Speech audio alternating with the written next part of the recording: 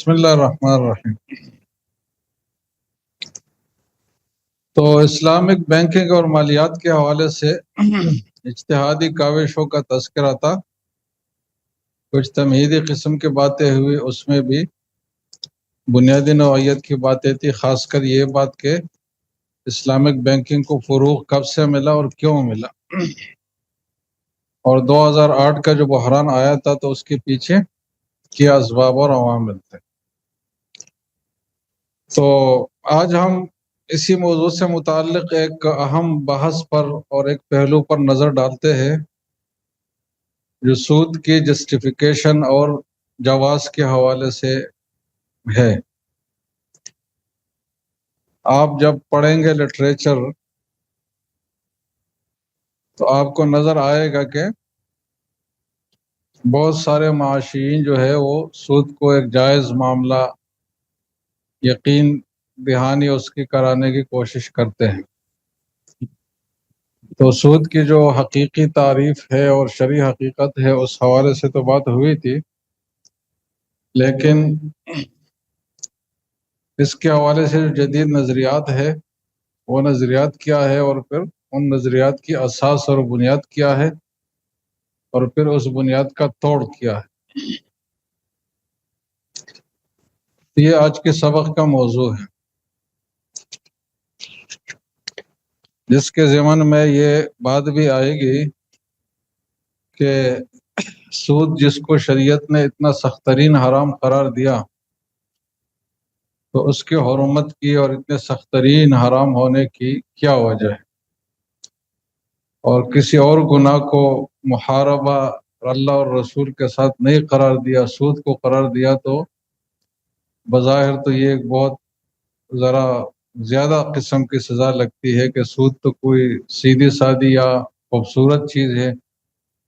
جس سے کئی نظام چلتے ہیں اور ملکوں کے نظام اسی پر مبنی ہے اور کئی ملکوں نے اس کے ذریعے ترقی کی ہے، تو اس چیز کے حساب سے قرآن و حدیث کا رویہ اتنا سخت کیوں ہے؟ یہ آواز صحیح ہے آپ لوگوں کو؟ مجھے تو صحیح نہیں آ رہی۔ چلے، تو سود کے جواز پر جو عقلی توجیحات اور نظریات پیش کی جاتی ہے تو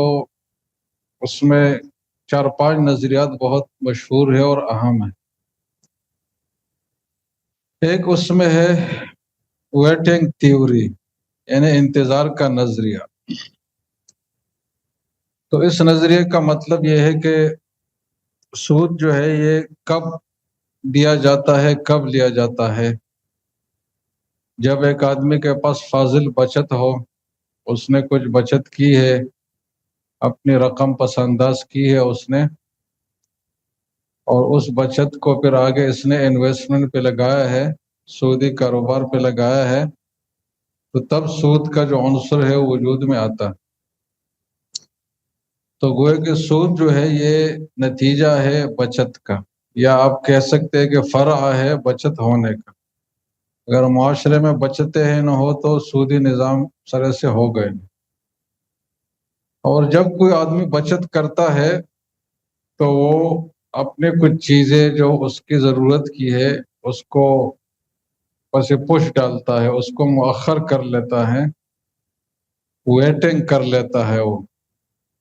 کہ یہ جو پیسہ میرے پاس 10,000 ہے تو اس سے میں اپنے لیے کپڑے، جوتے اور ضرورت کی چیزیں بھی خرید سکتا ہوں، لیکن میں ان چیزوں کی قربانی دیتا ہوں اور یہ 10,000 میں کسی کو کاروبار کے لیے دیتا۔ تو یہاں جو رقم کا مالک ہے وہ اپنی چیزوں کو نظر انداز کر کے اپنے آپ کو ویٹنگ لسٹ میں ڈال کر اپنی جو رقم ہے وہ کسی کو دے دیتا ہے اور اپنی ضروریات کو مؤخر کر لیتا ہے۔ تو جب وہ ایسا کرتا ہے تو گویا کہ وہ ایک بڑی قربانی دیتا ہے۔ جب بڑی قربانی وہ دیتا ہے تو اس کو اس قربانی کا صلہ ملنا چاہیے، اور وہ صلہ اس کو سود کی شکل میں ہی مل سکتا ہے، کیونکہ سود ایک یقینی طور پر ملنے والی رقم ہے، ایک لگی بندی متعین رقم ہے، تو اس آدمی کے قربانی کا صلہ وہ ہو سکتی ہے۔ اس قربانی کے صلے کو اگر آپ نے رزق پر ڈال دیا تو اس کا نقصان تو یقینی ہے کہ اس نے ویٹنگ کی، اپنی ضروریات کو مؤخر کیا، لیکن اس کو جو ریوارڈ مل رہا ہے تو وہ تذبذب میں ہے، شک میں ہے کہ ملے یا نہ ملے۔ تو ایسی صورت نہیں ہونی چاہیے، بلکہ یقینی طور پر وہ چیز اس کو ملنی چاہیے۔ اب یقینی طور پر ملنے کی صورت صرف سود میں ہی ہے، باقی کسی چیز میں نہیں۔ اور شریعہ جو اسلام متبادل دیتا ہے مضاربت کا، اس میں بھی یقینی طور پر نفع ملنے کا کوئی تصور نہیں ہے۔ تو یہ ویٹنگ تھیوری کہلاتا ہے، نظریہ انتظار۔ تو اس نظریے کا بنیاد اس نظریے والے مزید بھی کہتے ہیں کہ یہ آدمی اگر یہ رقم اپنے پاس لگاتا تو یہ اس سے نفع کما سکتا تھا، لیکن اس نے اپنے کاروبار کی قربانی دی، اپنے نفع کی قربانی دی، تو اس کے نتیجے میں اس کو نفع ملنا چاہیے۔ یہ گویا کہ دو عناصر جمع ہو گئے، ایک اس کا قربانی اور انتظار کا، دوسرا اس کے اپنا نفع کا منصوبہ چھوڑنا کسی اور کے لیے اور رقم کسی اور کے حوالہ کرنا۔ سمجھ رہے جناب؟ تو یہ نظریہ ہے۔ اب اس نظریے کا جواب یہ ہے کہ یہ دو اصولوں پر مبنی ہے، جیسے کہ ابھی میں نے واضح کیا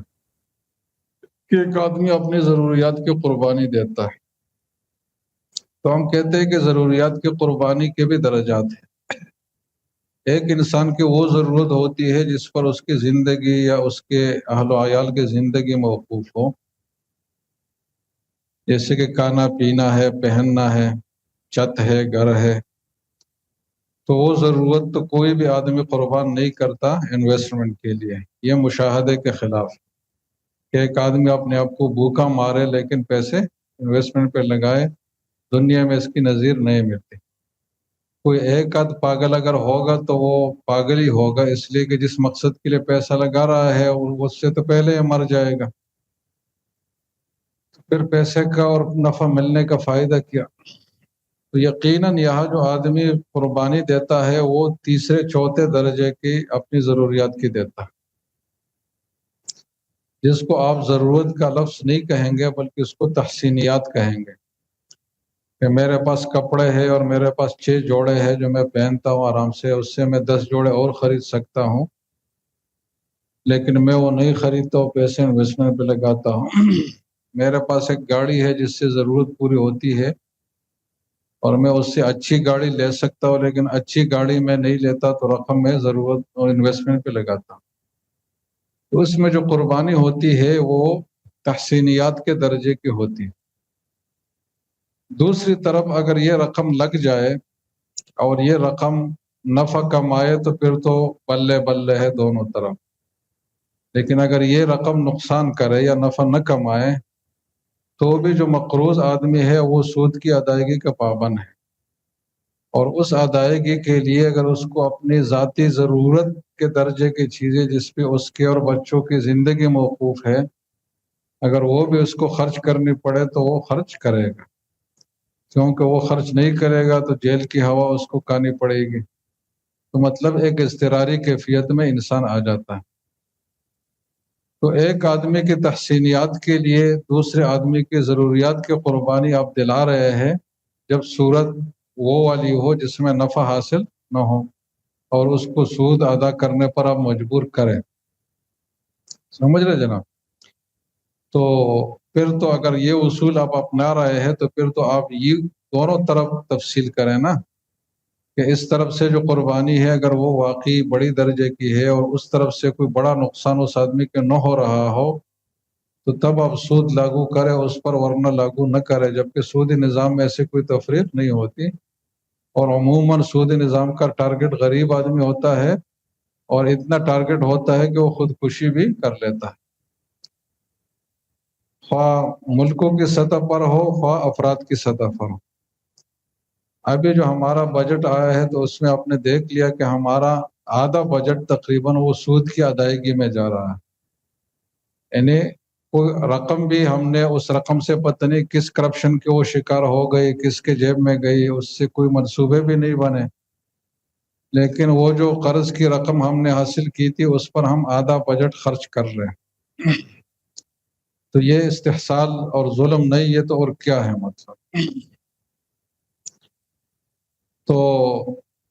یہ احتیاج والی بات جو ہے، اگر اس کو آپ نے کرنا ہے تو پھر دونوں طرف کریں، ٹھیک ہے، جبکہ ایسا ہوتا نہیں ہے تو پتہ چلا کہ یہ صرف بہانہ ہے، حقیقی اساس یہ نہیں ہے۔ دوسری بات جو آپ نے کی بڑی اہم، کہ اس میں جو ہے وہ اپنے رقم کی قربانی دیتا ہے، اس سے وہ نفع نہیں کماتا اور وہ رقم دوسرے کے حوالہ کرتا ہے، تو اس کو حق ہونا چاہیے کہ اس سے نفع کا اس کو ایک لگی بندی رقم ملے۔ تو یہاں بھی یہ لوگ غلطی کر رہے ہیں تعبیر میں، یعنی یہ لوگ ایسا منظر پیش کر رہے ہیں کہ جیسے کہ سود لینے والے کو ایک یقینی نفع ملنے والا تھا، حقیقی اور یقینی، اور جس کی اس نے قربانی دی اور یہ رقم اس نے دوسرے کے حوالہ کر، جبکہ ایسا سیناریو بالکل بھی نہیں ہے۔ یہ آدمی اگر خود کاروبار میں رقم لگاتا تو دونوں امکان تھے، نفع کے بھی اور نقصان کے بھی، تو اس نے نفع کی قربانی نہیں دی ہے، زیادہ سے زیادہ اس نے اگر قربانی دی ہے تو وہ کاروباری ارادے کی قربانی دی کہ اس رقم سے وہ کاروبار کر سکتا تھا، تو اس کر سکنے کی قربانی اس نے دی دوسرے کے لیے۔ اب اس کر سکنے کے نتیجے میں نفع بھی ہو سکتا تھا، نقصان بھی، تو ہونا تو انصاف کا تقاضا یہ چاہیے تھا کہ اسی کیفیت کو ٹرانسفر کرے نا دوسری طرف، اور اگر ٹرانسفر کریں گے تو یہ وہی بات بن جائے گی جس کو اسلام مضاربت کہتا ہے، اور جو ایک جائز طریقہ ہے انویسٹمنٹ کا۔ لیکن یہ کیفیت ٹرانسفر نہیں ہوتی، بلکہ یقینی نفع کی کیفیت فرض کی جاتی ہے، وہ ٹرانسفر ہوتی ہے کہ جب میں نے حقیقی نفع تمہیں دیا، قربان کیا، تو تمہیں بھی مجھے حقیقی اور یقینی نفع دینا ہے، تو یہ بھی ظلم ہے، کیونکہ حقیقی صورتحال کو یہ کنورٹ نہیں کرتا، اور جو بوجھ اس کے اوپر ڈالتا ہے اتنی قربانی اس چیز کی قربانی اس نے دی ہی نہیں، تو ایک ایسی چیز کی قربانی اس نے دی ہے، ایسی چیز کا معاوضہ وہ لے رہا ہے جس کے لیے اس نے کوئی سیکریفائز نہیں کیا، سمجھ رہے جناب؟ مزید یہ ہے کہ آپ ایک جانب پر نظر ڈال رہے ہیں، دوسری جانب کی اہمیت کو بالکل نظر انداز کر رہے ہیں۔ ہر چیز میں دو پہلو ہوتے ہیں اور دونوں یکساں اہمیت کے حامل ہوتے ہیں، ایک رصد کا پہلو اور ایک طلب کا پہلو۔ تو آپ سرمایہ کی رصد کے پہلو کو تو بہت ویلیو دے رہے ہیں کہ یار اس آدمی نے سرمایہ دیا، اس نے قربانی دی، اس نے کاروبار کیا، اس نے یہ کیا، اس نے وہ کیا، لیکن جو طلب کا پہلو ہے اس کو آپ بالکل نظر انداز کر رہے ہیں، حالانکہ وہ پہلو اگر نہ ہوتا تو یہ انویسٹمنٹ کیڑے کھا جاتی اور یہ کسی کام کی نہ ہو۔ اس چیز میں جو روح ڈالی ہے، تو روح کس چیز نے ڈالی ہے؟ طلب نے ڈالی ہے، اور اس طلب کو آپ مظلوم بنا رہے ہیں، اس پر آپ ظلم کر رہے ہیں، اس کو وہ حیثیت نہیں دے رہے جو اس کی ہونی چاہیے، ورنہ آپ اگر دونوں کو برابر درجے میں رکھتے تو پھر آپ یہ کہتے کہ اس نے بھی قربانی دی ہے اپنے پیسے کی، اس نے بھی قربانی دی ہے اپنے کام کی،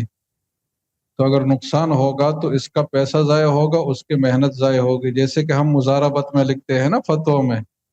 کہ اگر نقصان ہوگا تو وہ نقصان سارا کس کا ہوگا؟ رب المال کا ہوگا، اور مضارب کا نقصان کیا ہوگا؟ کہ اس کی محنت ضائع ہو جائے گی۔ تو انصاف کی بات اگر ہے تو یہ ہے، اور اگر نفع ہو تو پھر دونوں میں تقسیم ہو، تو یہ بات نیچرل ہے، اس چیز کا تقاضا ہے جو اسلام کہتا ہے۔ لیکن اس کا اگر آپ یہ نتیجہ نکالے کہ اس پہ اوپر ایک متعین نفع آپ ضرور ڈالے، خواہ وہ نفع کرے نقصان کرے، تو وہ بہرحال غلط ہے، وہ دونوں طرف غلط ہے۔ وہ اگر بہت زیادہ نفع کمائے گا تو تھوڑا سا حصہ ادھر دے گا تو یہ بھی ظلم ہے، اور اگر وہ نفع کے بجائے خسارے میں جائے گا تو پھر اس سے اگر نفع لیا جائے گا تو وہ بھی ظلم ہے۔ تو یہ افراط اور تفریط پر ہی ہوگا، مطلب یہ نظام، یا تو وہ جو مستثمر ہے جس نے پیسہ لیا ہے یا تو وہ بہت زیادہ نفع میں رہے گا جبکہ اس کو ہونا نہیں چاہیے، اور یہ وہ بالکل نقصان میں اور استحصال میں چلا جائے گا جو کہ نہیں ہونا چاہیے۔ تو جتنا بھی آپ دماغ لڑائیں گے نا، انصاف آپ کو اسلام کے بغیر کہیں بھی نظر نہیں آئے گا، حقیقی انصاف۔ اس لیے کہ حقیقی عدل جو ہے وہ اللہ ہی متعین کر سکتا ہے کہ کسی چیز میں حقیقی عدل کا پہلو اور نقطہ کیا ہے۔ ان اللہ یأمر بالعدل والاحسان، انسان کے پاس یہ ذہن ہی نہیں ہے، یہ استطاعت ہی نہیں ہے کہ وہ حقیقی نقطۂ اعتدال کو واضح کرے۔ تو نقطۂ اعتدال کی کوئی ڈیفینیشن انسان کے پاس ہے نہیں، ماں سوائے اس کے کہ وہ اسلام کا حوالہ دے کہ اعتدال کیا ہے جناب، وہی ہے جو اسلام میں ہے۔ جو اس سے ہٹ کر ہوگا تو وہ پھر اعتدال سے باہر چیز ہوگی۔ یہ جو ہم پل صراط کا تصور پڑھتے ہیں نا حدیثوں میں، تو حضرت حکیم الامہ نے یہ بات لکھی ہے کہ پل صراط جو ہے یہ اسلام کی ایک حصی شکل ہوگی آخرت میں، کیونکہ اسلام جو ہے یہ عدل اور اعتدال کا مذہب ہے۔ وَكَذَلِكَ جَعَلْنَاكُمْ أُمَّةً وَسَطًا، تو انہوں نے فرمایا ہے کہ حقیقی درمیان جو ہے یہ ناقابل تقسیم چیز ہوتی ہے۔ یعنی اگر آپ چھت کے نیچے پلر لگائیں نا بالکل درمیان میں، تو اگر آپ بالکل گہرائی میں جائیں گے تو یہ پورا جو پلر ہے یہ حقیقی درمیان نہیں ہے، اس کا کچھ حصہ اس طرف ہے، کچھ حصہ اس طرف ہے۔ جاتے جاتے ایک ایسے ناقابل تقسیم نقطے پر آپ کھڑے ہوں گے جو وہ حقیقی وسط ہوگا، حقیقی درمیان ہوگا۔ تو حضرت فرماتے ہیں کہ اسلام نے بھی ہر چیز میں افراط اور تفرید کو ہٹا کر حقیقی وسط اور حقیقی درمیانہ درجہ فراہم کیا ہے۔ تو اس وسط پر جو سیدھا راستہ ہے، درمیانہ راستہ ہے، اس پر جو آدمی چلے گا تو پل صراط سے اتنی تیزی سے گزرے گا۔ اس کی وجہ ہے کہ وہ پریکٹس کر چکا ہے، وہ دنیا میں اس پل صراط سے گزر چکا ہے، تو آخرت میں اس کو کوئی دقت نہیں ہوگی۔ لیکن جو اس سے جتنا بھی ادھر ادھر گیا ہوگا تو وہاں بھی وہ اتنا ہی ادھر ادھر جائے گا، تو کوئی پھسلے گا، کوئی ادھر جائے گا، کوئی اتنا دور گیا ہوگا کہ وہ اس کے حدود سے نکل کر گرے گا جہنم میں۔ تو حقیقی وسطیت اور اعتدال اور عدل جو ہے وہ انسان اس کو ڈسکور کر ہی نہیں سکتا کسی بھی نظام میں، خواہ وہ نکاح و طلاق کا نظام ہو، خواہ وہ مالیات کا سسٹم ہو، خواہ وہ اخلاقیات کا سسٹم ہو، خواہ کوئی بھی ہو۔ یہ کون ڈیفائن کرے گا؟ وحی اور صاحب وحی ہی ڈیفائن کر سکتا ہے۔ تو یہ ویٹنگ تھیوری ہے جناب۔ ایک دوسری تھیوری ہے پروڈکشن تھیوری، جس کو ہم نظریہ پیداواریت کہہ سکتے ہیں۔ یہ صرف میں نے عنوانات لکھے ہیں اپنے پریزنٹیشن میں، ایک ہی صفحہ پر یہ سارے عنوانات ہیں، باقی جتنی تفصیلیں نے سارا زبانی میں آپ کو بتا رہا ہوں۔ تو دوسرا ہے نظریہ پیداواریت۔ اس نظریے کا خلاصہ یہ ہے کہ کوئی بھی نفع اور نفع بخش کاروبار جب وجود میں آتا ہے نا تو اس کے پیچھے 4 عوامل ہوتے ہیں۔ ایک اس میں زمین ہے، ایک محنت ہے جس کو لیبر کہا جاتا ہے، اور ایک تنظیم ہے، اور ایک سرمایہ ہے۔ تو یہ نظریے والے کہتے ہیں کہ جب کاروبار کا نفع حاصل ہوتا ہے تو اس میں زمین کو کرائے کی شکل میں رقم مل جاتی ہے، اور جو محنت مزدوری والے لوگ ہیں ان کو اجرت کی شکل میں معاوضہ ملتا ہے، اور جو باقی کچھ بچ جاتا ہے سب سے آخر میں تو وہ منتظم کو ملتا ہے، جو انٹرپرینور ہے اور جو منتظم ہے۔ بیچ میں رہ جاتا ہے سرمایہ۔ تو جب زمین کو ایک فکس کرایہ دیا جا سکتا ہے وہ سود نہیں ہے، جب مزدور کو ایک فکس تنخواہ یا مزدوری دی جا سکتی ہے وہ سود نہیں ہے،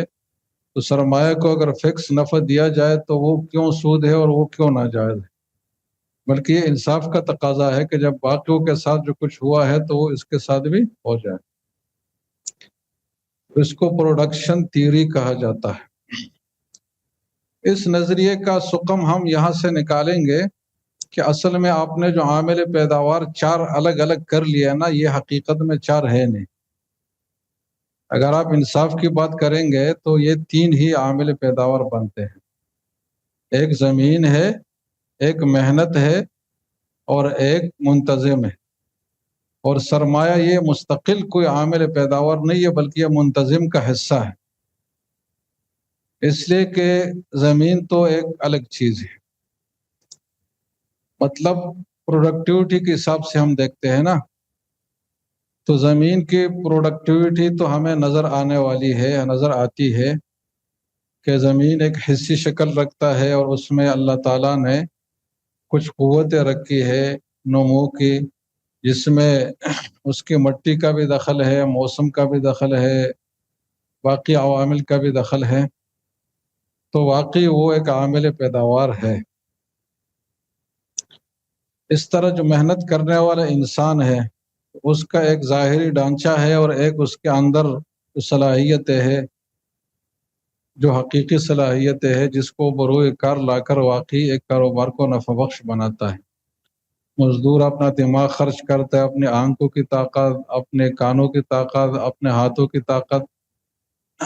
یہ سارے جو قوت فیصلہ کی طاقتیں اللہ نے اس میں رکھی ہے، یہ خرچ کر کے محنت کر کے وہ پروڈکشن کرتا ہے، تو واقعی یہ پروڈکٹیو ایلیمنٹ ہے۔ باقی رہ گیا منتظم، تو منتظم کو اگر آپ محنت کے پہلو سے لے لیں تو وہ تو لیبر میں ہم نے ڈال دیا نا، لیکن منتظم کو اگر آپ کسی اور پہلو سے لے تو اور پہلو ما سوائے اس کے ہو نہیں سکتا کہ اس نے سرمایہ فراہم کیا، تو یہ سرمایہ اور منتظم حقیقت میں ایک ہی چیز ہے، کیونکہ سرمایہ میں بذات خود کوئی پروڈکشن کی چیز ہے نہیں، جیسے کہ زمین میں ہل چلا کر وہ اپنی ذاتی قوت نماز سے کچھ اگاتا ہے، تو ایسی کوئی خاصیت سرمایہ میں نہیں ہے۔ سرمایہ کی خاصیت زیادہ سے زیادہ یہ ہے کہ یہ خرچ ہو کر کاروبار کے پہیے کو گھماتا ہے، کہ یہ ہاتھ سے نکلتا ہے، دوسری چیز اس کے اگینسٹ میں آ جاتی ہے، پھر وہ چیز استعمال ہوتی ہے، پھر جب چیز تیار ہوتی ہے تو پھر وہ نکلتی ہے، پھر آتی ہے، تو اس طریقے سے یہ سرکل اس کے ذریعے سے گھومتا ہے۔ تو جب سرکل اس کے ذریعے سے گھومتا ہے تو کس کا سرکل گھومتا ہے؟ منتظم کا ہی سرکل گھومتا ہے نا، تو منتظم کا ایک ٹول ہے یہ، جیسے کہ منتظم کا ہاتھ ہے، اس کی کان ناک ہے، تو یہ سرمایہ اس کا ایک ٹول ہے۔ تو مزدور جب اپنے ٹول کے بدلے میں معاوضہ لیتا ہے تو سرمایہ کا معاوضہ وہی ہونا چاہیے جو منتظم کا معاوضہ، اور اگر اس نقطے پر آپ آ گئے تو آپ نے شریعت کی بات تسلیم کر لی، اس لیے کہ شریعت بھی یہی کہتا ہے کہ آپ فکس اخراجات جب کریں گے اس کے بعد کچھ نفع اگر بچے گا تو آپ کا ہوگا، اگر نہیں بچے گا تو آپ کا کچھ نہیں ہوگا۔ تو آپ یہاں منتظم کو تو رزق پر ڈالتے ہیں کہ اس کو اگر کچھ بچ گیا تو ہوگا، نہیں ہوا تو محروم ہوگا، لیکن سود اس نے بہرحال ادا کرنے ہیں، جبکہ سود جو سرمایہ تھا یہ کوئی مستقل عامل نہیں تھا، یہ اسی کا حصہ تھا، تو جب اسی کا حصہ ہے تو اسی کے حکم میں ہونا چاہیے نا، اور اس کے حکم میں ہونے کا نتیجہ خود بخود یہی ہے کہ نفع کی صورت میں حصہ ملے گا، نقصان کی صورت میں نقصان برداشت کرے گا، اور جب اس بات کو آپ تسلیم کریں گے تو آپ نے شریعت کی بات تسلیم کر لی، پھر سود کی بنیادی ختم ہو گئی، کیونکہ سود کی بنیاد اس پر ہے کہ کوئی رسک نہیں ہے، اس میں ہمیشہ نفع ہی نفع۔ تو یہ پروڈکشن تھیوری جو ہے یہ بھی گویا کہ اپنی بنیاد کے لحاظ سے صحیح نہیں ہے۔ ایک اور تھیوری ہے جس کو کمپنسیشن تھیوری کہا جاتا ہے، معاوضے کا نظریہ۔ تو یہ جو افراط زر میں ہم نے کچھ بات پڑھی تھی اس سے ملتی جلتی بات ہے کہ جب میری رقم میرے پاس ہے تو آج اس کی ایک ویلیو ہے، لیکن جب یہ رقم میں آپ کو 1 سال کے لیے دوں گا تو 1 سال کے اندر اس کی ویلیو میں کافی کمی آئے گی، اور سال بعد اگر آپ مجھے 1000 روپے دیں گے تو یہ اس 1000 روپے کی مالیت کے بقدر نہیں ہوگا جو آپ نے مجھ سے لیے ہیں، لہٰذا اس میں کمپنسیشن ہونا چاہیے کہ جو مالیت میں کمی آئی ہے وہ سود کی شکل میں اس کا معاوضہ ادا کیا جائے۔ تو اس کمپنسیشن تھیوری پر ہم نے تفصیل سے بات کی ہے کہ افراط زر کا نظریہ یہ سود کے جسٹیفیکیشن کے لیے درست نہیں ہے، اور اس کی کئی وجوہات ہم نے بتائی تھی۔ ایک تو یہ ہے کہ افراط زر کوئی ایسا جرم نہیں ہے جو اس مقروض سے ہی صادر ہوا ہے اور اس کے نتیجے میں افراط زر آیا ہے، اس کے تو ایسے عوامل ہیں جس میں اس مقروض کا کوئی عمل دخل نہیں ہے۔ اس افراط زر سے جیسے کہ یہ آدمی متاثر ہوا ہے تو وہ بھی تو متاثر ہوا ہے، تو آپ ایک غیر مجرم سے کمپنسیشن لے رہے ہیں بلکہ ایسے آدمی سے جو خود مصیبت زدہ ہے اتنا ہی جتنا کہ یہ دوسرا مصیبت زدہ ہے۔ تو پھر دوسری بات ہم نے یہ کی تھی کہ اگر افراطی زر ہے تو تفریطی زر بھی تو ہو سکتا ہے، تو پھر آپ ادھر بھی نظریہ لاگو کریں۔ تیسری بات ہم نے یہ کی تھی کہ یہ پھر برابر سرابر ہونے چاہیے نا، کہ جتنا افراط زر کا فارمولہ ہوگا، جتنی شرح ہوگی اتنی ہی آپ سود کی رقم وصول کریں، جبکہ ایسا نہیں ہوتا۔ تو اس کو صرف ایک بہانہ بنایا جاتا ہے، جبکہ حقیقی بنیاد یہ نہیں۔ ایک اور تھیوری ہے جو مشہور تھیوری ہے، جس کو ٹائم پریفرنس تھیوری کہا جاتا ہے، جس کو ٹائم ویلیو آف منی بھی کہا جاتا ہے، ٹائم ویلیو آف منی، جس کو آپ اردو میں کہہ سکتے ہیں نظریہ وقتی ترجیح۔ تو اس نظریے کے پیچھے ایک بہت خوشنما تصور ہے اور مؤثر قسم کی بات ہے کہ ہر انسان جو ہے نا، اس کو اپنا حال اپنے مستقبل سے زیادہ عزیز ہوتا ہے، اور زیادہ جو ہے نا وہ اثر انداز ہونے والی چیز ہوتی ہے اس کا حال۔ ہم جو آخرت سے غافل ہیں نا، اس میں بھی یہی فلسفہ کار فرما ہے کہ ہم اس دنیا کی چیزیں جو فی الحال دیکھ رہے ہیں تو ہمیں بہت حقیقت لگتی ہے، لیکن آخرت کی چیزیں اتنی وہ ہم سے دور ہے، وہ ہم دیکھ نہیں رہے، تو اس لیے اتنی اس کی سنگینی ہمارے اوپر واضح نہیں ہے، حالانکہ وہاں کی ہر چیز یہاں سے کروڑہا اربہا گنا زیادہ ہے۔ وہاں جو ہمارا احتیاج ہوگا وہ، وہاں کی جو سزائے ہے وہ، دوسری طرف جو نعمتیں ہیں وہ، وہاں کی جو بالکل ریالٹی ہے کہ حقیقی چیز ہی آپ کے سامنے آئے گی، کوئی اس میں مصنوعی پنا نہیں ہوگا۔ یہ ساری باتیں ہم سے اس لیے غائب ہے کہ وہ دور ہے۔ تو یہ حضرات کہتے ہیں کہ جب انسان انویسٹمنٹ کرتا ہے تو وہ بچت کرتا ہے، بچت کرنے کے لیے وہ اپنی حال کی ضرورتیں جو ہے وہ چھوڑ لیتا ہے، تو اپنے حال کی قربانی وہ دیتا ہے دوسرے کے مستقبل کے لیے۔ اور مزید یہ ہے کہ ایک کموڈٹی اس نے دوسرے کو دی ہے، جیسے کہ گھر کرایہ پر دیا ہے، اس کا کرایہ وصول کیا جا سکتا ہے، تو پیسہ بھی کرایہ پر دے کر اس کو وصول کیا جا سکتا ہے۔ تو پیسے کا جو تصور ہے کموڈٹی پلس نیسیسٹی، کہ کموڈٹی اور احتیاج یہ دونوں چیزیں اس شخص کی بنسبت دی جاتی ہے جو سود کی رقم دینے والا ہے، جو قرض دینے والا، اور اس بنیاد پر پھر اس کو سود کا حقدار ٹھہرایا جاتا ہے۔ تو اس میں بنیادی بات یہ ہے کہ واقعی اس میں حال اور مستقبل کے جو انہوں نے بات کی ہے، اور اس میں بات وہ بھی آ جاتی ہے ضمن میں جو افراط زر والی ہے، لیکن اس پہ تو بات ہو گئی خیر، اور وہ باتیں بھی آ جاتی ہے جو پہلے ویٹنگ تھیوری میں تھی، اس نے اب ضروریات کی قربانی دی ہے، وہ بھی آ جاتی ہے، لیکن اس پہ تو بات ہو گئی الگ سے۔ تو اس نظریے میں جو خاص بات رہ جاتی ہے وہ یہ ہے کہ ایک کموڈٹی ہے سرمایہ اور رقم، اور جب یہ ایک اثاثہ ہے، ایسٹ ہے اور کموڈٹی کی طرح ہے، تو اس پر بھی ایک متعین نفع لیا جانا چاہیے، جیسے کہ باقی چیزوں پر آپ اجازت دیتے ہیں۔ تو اس بات کی ذرا گہرائی میں جانے کی اور جائزہ لینے کی ضرورت ہے کہ واقعی یہ کموڈٹی میں آتا ہے یا نہیں آتا۔ تو ہمارا دعویٰ یہ ہے کہ جو پیسہ ہے نا، یہ ایسٹ آپ حساب کتاب کی حد تک تو کہہ سکتے ہیں، لیکن ایسٹ وہ جو کموڈٹی کے معنی میں ہو اس میں یہ نہیں آتا، پیسہ اس میں شامل نہیں ہے۔ اور اس کی وجہ یہ ہے کہ جتنے بھی اثاثہ جات ہے اور جو مادی چیزیں ہیں، تو اس کے خاص انتفاع ہے، اس انتفاع اور نفع کی وجہ سے اس کو ایک مال تصور کیا جاتا ہے، اور ایک جو ہے نا اس کا ایک معاوضہ لیا جاتا ہے۔ جیسے کہ میں نے گھر آپ کو دیا ہے تو گھر کے حصی منفعتیں ہیں، اس میں مجھے رہائش کی سہولت ملتی ہے وغیرہ، گاڑی ہے تو اس کے ایک حصی منفعت ہے۔ سیب میں آپ کو بیچتا ہوں جو 10 روپے کا میں نے لیا ہے 15 روپے میں، تو اس کے ایک حصی منفعت ہے۔ لیکن پیسہ ایسی چیز نہیں ہے جس کی کوئی حصی منفعت ہو،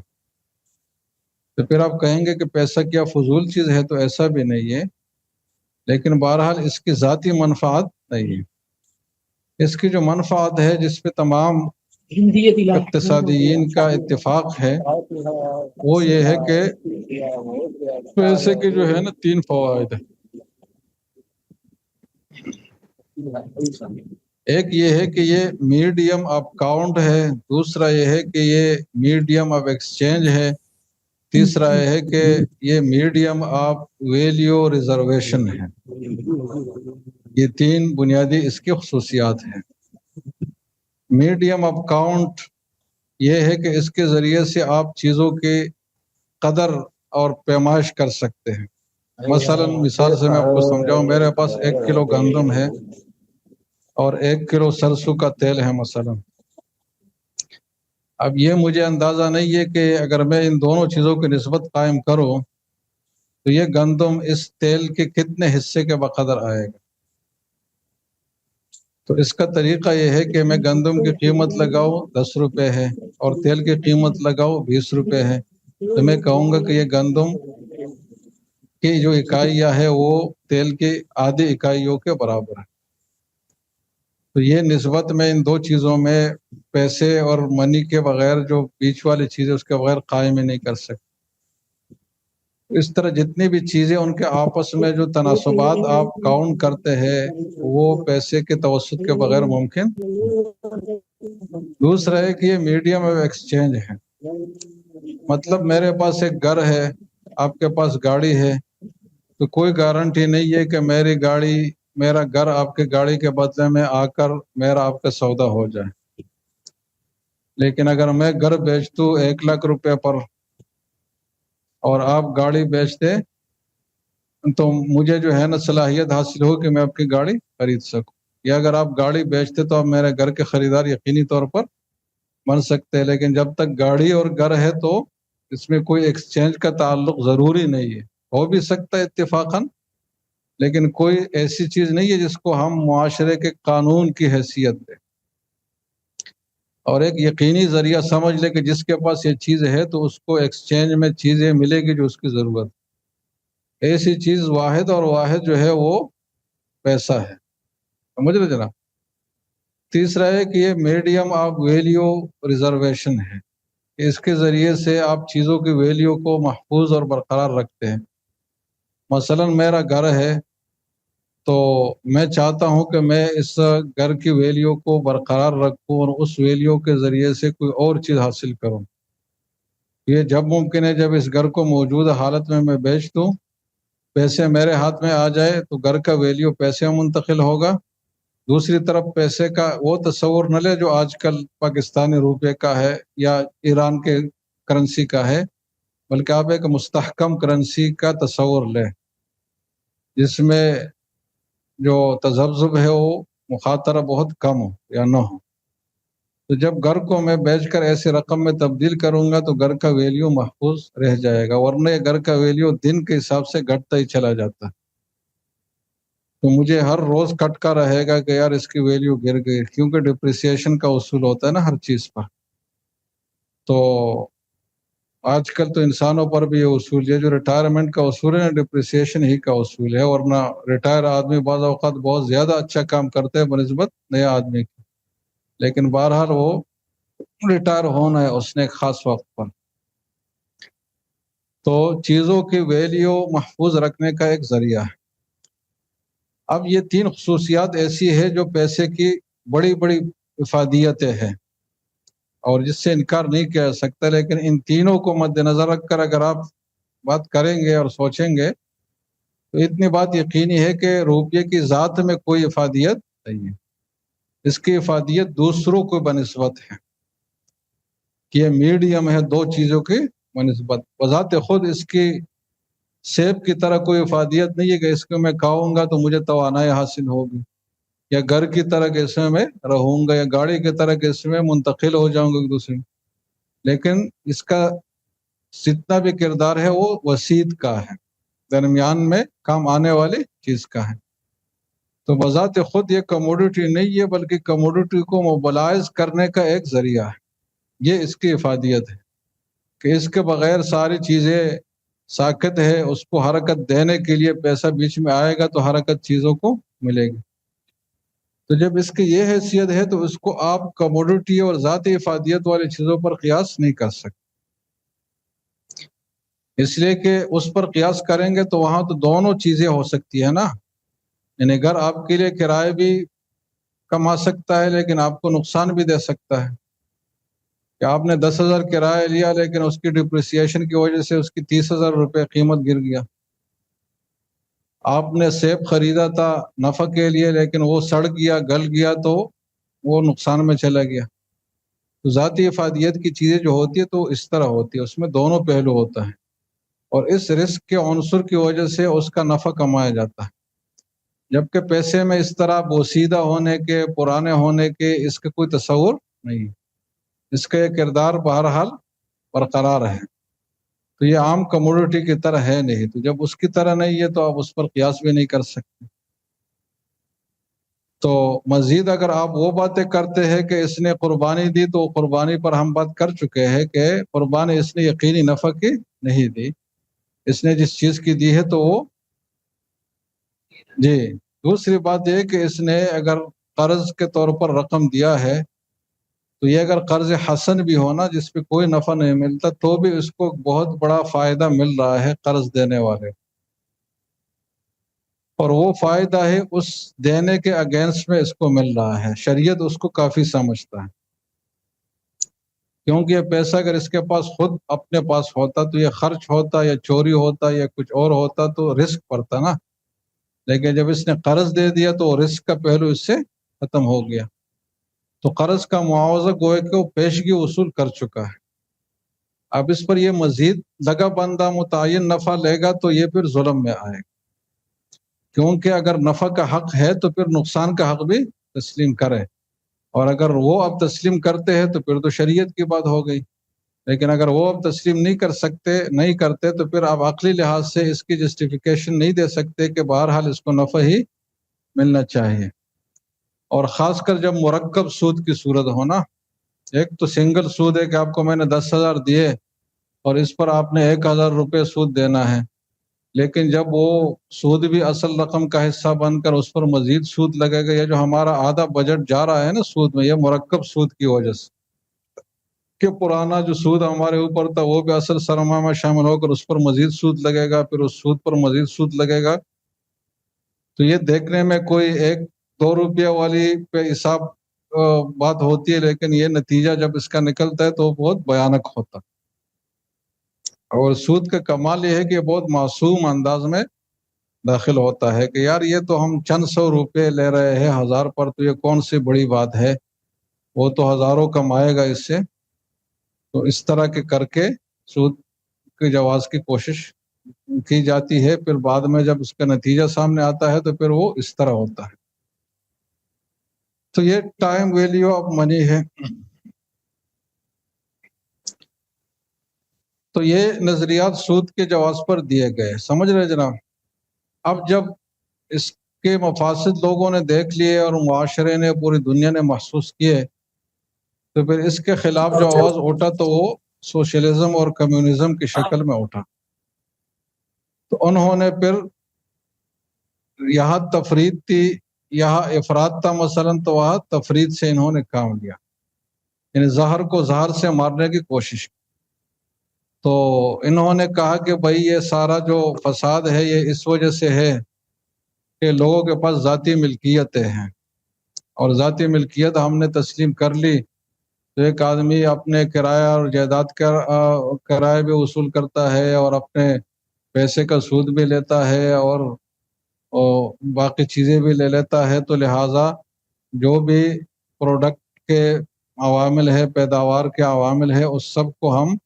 انفرادی ملکیت سے نکال لیں۔ تو سرمایہ داران نظام میں مزدور پر استحصال اور ظلم ہوتا تھا، تو انہوں نے پھر سرمایہ دار کا استحصال کرنا شروع کیا اور ظلم کا جواب ظلم سے دینے کی کوشش کی، جس کو ایکسپلوٹیشن تھیوری کہا جاتا ہے، جو کارل مارکس کا نظریہ تھا کہ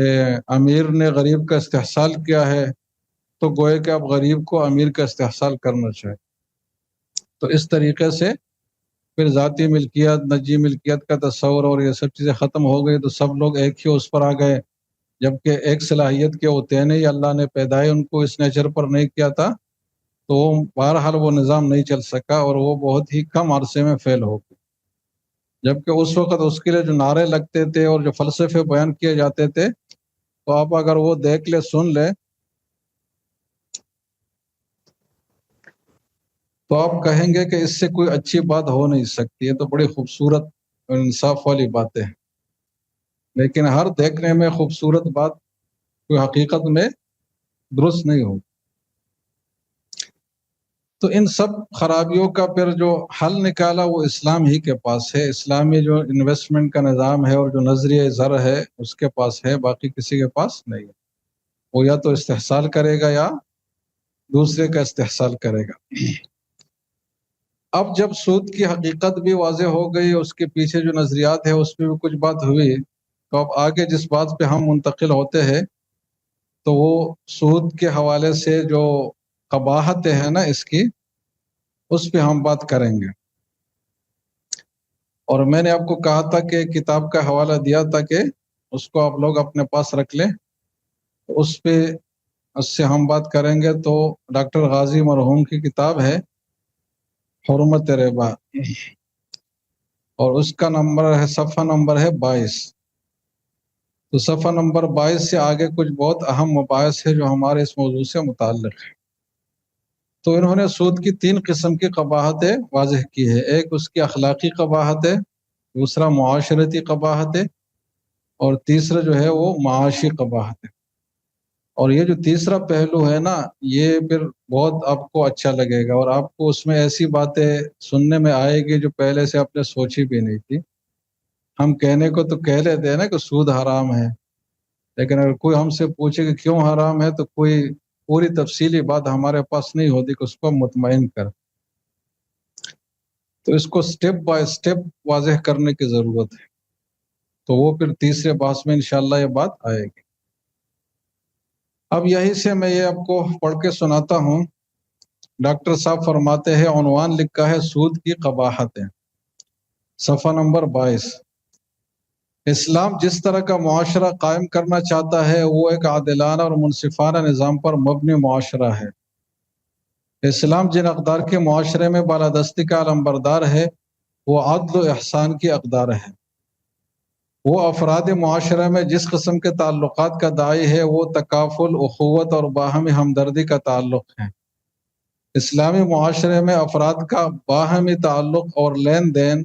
لوٹ کسوٹ اور خود غرضی اور استحصال کا نہیں بلکہ تعاون، مواسات اور ہمدردی کا ہوتا ہے۔ ان اقدار کی نشوونما اور تحفظ کو یقینی بنانے کے لیے اسلام نے ظلم و استحصال کے تمام راستوں کو ایک ایک کر کے بند کیا ہے۔ اسلام نے ان تمام چیزوں کو حرام اور ناپسندیدہ قرار دیا ہے جن سے ظلم اور استحصال کا دروازہ کھلتا ہے، اور ان تمام امور کو پسندیدہ ٹھہرایا ہے جس سے باہمی تعاون اور تکافل کے جذبہ کو جلا ملتی۔ سود جو ذہنیت پیدا کرتا ہے وہ قدم قدم پر اسلام کی اقدار سے ٹکراتی ہے۔ مطلب سودی نظام اور اسلامی نظام کا کوئی تعارض ایسا نہیں ہے کہ کچھ چیزوں میں ان کا کمپرومائز ہوگا، بلکہ ابتدا سے ہی دونوں کے قدم الگ الگ سمتوں میں جا رہے ہیں، لیکن ابتدا میں یہ فرق محسوس نہیں ہوتا، آگے جا کر پھر واضح طور پر محسوس ہوتا۔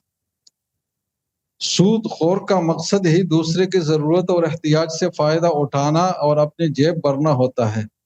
لہٰذا اس کی لغت میں تکافل اور باہمی ہمدردی بے معنی یا کم از کم غیر متعلقہ الفاظ ہوتے ہیں۔ اس کے ہاں مواسات اور تعاون کے اسلامی تصورات کا بار پانا کیا معنی، یہ تصورات سرے سے ناقابل برداشت ہوتے ہیں۔ آئندہ سطور میں سود کی ایسی چند قباحتیں ذکر کرنا مقصود ہے جن سے یہ اندازہ ہو سکے کہ سود خوری اسلامی تعلیمات سے کہاں کہاں متصادم ہوتی ہے۔ سمجھنے میں سہولت کی خاطر یہاں سود کی قباحتوں کو 3 بڑی قسموں میں تقسیم کیا گیا ہے: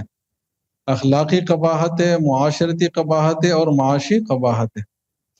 اس ترتیب کو ملحوظ رکھتے ہوئے سب سے پہلے سود کی اخلاقی قباحتوں کا ذکر کیا جاتا ہے۔ اس کو ہٹا دیں بس۔ اس ترتیب کو ملحوظ رکھتے ہوئے سب سے پہلے سود کی اخلاقی قباحتوں کا ذکر کیا جاتا ہے۔ اگرچہ معاشیات اور بینکاری کے کاروبار میں بیچارے اخلاق کو بازیابی کی اجازت تہذیب مغرب نے کبھی نہیں دی. یعنی یہ تھوڑا کم کرے، بند کرے، تھوڑا جلدی کرے، بس بند ہی کر لے، صحیح ہے. تو کہتے ہیں کہ معاشیات اور بینکاری کے کاروبار میں بیچارے اخلاق کو بازیابی کی اجازت تہذیب مغرب نے کبھی نہیں دی. مطلب جب اخلاقیات کی بات ہوتی ہے نا تو وہ لوگ کہتے ہیں کہ یار اس کا معاشیات کے باب سے کوئی تعلق نہیں. تاہم ایک مسلمان کے نقطہ نظر سے ہم سب کا ایمان ہونا چاہیے کہ کسی بھی چیز کے حسن و قبح کا معیار وہ اخلاقی اصول ہوتے ہیں جو شریعت نے بتایا ہے اور جن کی بنیاد پر ہمارے ہاں کسی چیز کے جائز یا ناجائز ہونے کا فیصلہ ہوتا ہے. تو اس کی اخلاقی قباحت ہے. تو یہ ڈاٹ ڈاٹ جو انہوں نے دیے ہیں نا یہ نمبرات ہیں. تو نمبر 1، سود کی سب سے پہلی قباحت یہ ہے کہ وہ نہ صرف خود سراسر ظلم ہے بلکہ وہ ایک ایسے ظالمانہ سلسلے کی بنیاد رکھ دیتا ہے جس میں آنے والا ہر دن اور ہر دن میں آنے والا ہر لمحہ ظلم کے اس سلسلے کو دراز تر اور وسیع تر کرتا چلا جاتا ہے. اب یہ جملہ آپ کو مبالغہ سا محسوس ہوگا لیکن تیسری وجہ جب ہم پڑھیں گے نا تفصیل سے تو ہمیں یہ جملہ بالکل صحیح لگے گا کہ سود ایک ایک لمحے پر اپنی جو پیش قدمی کر رہا ہوتا ہے تو وہ معاشرے میں ظلم کی طرف وہ پیش قدمی کر رہا ہوتا ہے. سودی نظام کے تحت شروع کیا جانے والا ہر کاروبار معاشرے میں ایک نئے سودی چکر کا آغاز کر دیتا ہے